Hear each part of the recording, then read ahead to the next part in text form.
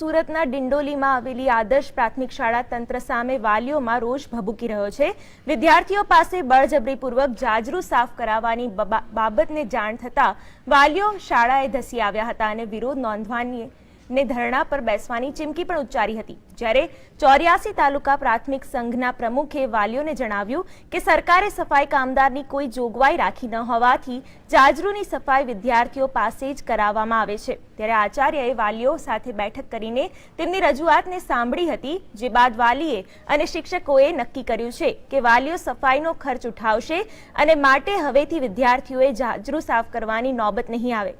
એક તરફ સરકાર અચ્છે દિનની વાત કરે છે તો આ તરફ શાળાના જાજરૂની સફાઈની જવાબદારી વિદ્યાર્થીઓના માથે ન નાખવામાં આવે, તેથી સફાઈનો ખર્ચ વાલીઓ ઉઠાવી રહ્યા છે।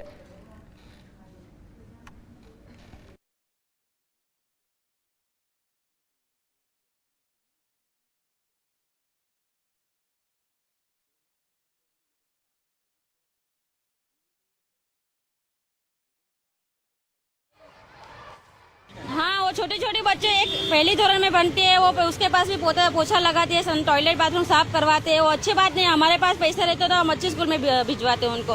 और साफ सफाई बच्चों के पास करवानी हो तो फिर हमारे पास करो, वाली हम सब साफ कर लेते हैं। કહેવાનું એટલું જ છે કે અમારા છોકરા પાસે સંડાસ બાથરૂમ ની સાફ યા તો સંડાસ બાથરૂમ સાફ કરાવો ને તો વાલીઓ પાસે કરાવો, પણ છોકરા પાસે નહીં કરાવો। ગઈકાલે આ જાજરૂ સફાઈને લગતી બાબતનું અમને ધ્યાન પર આવ્યું છે। આજે જિલ્લા પ્રાથમિક શિક્ષણાધિકારી જે હોય છે જિલ્લા પંચાયતના, એને અમને રૂબરૂ સ્થળ તપાસ માટે આજે ડિંડોલી પ્રાથમિક શાળામાં મોકલ્યા છે। સાંજ સુધીમાં રિપોર્ટ આવી જશે તો એ અન્વયે જે આગળની કાર્યવાહી કરવાની થતી હશે એ અમે કરીશું। સામાન્ય રીતે આપણે સ્વચ્છતા અભિયાન તો શરૂ કર્યું છે, પણ આ છોકરાઓ પાસે જો આપણે સાફ સફાઈ કરાવીએ કે તમને કેવું લાગે એ મુદ્દા ઉપર કે આપણે કરાવવી જોઈએ કે ના કરાવી?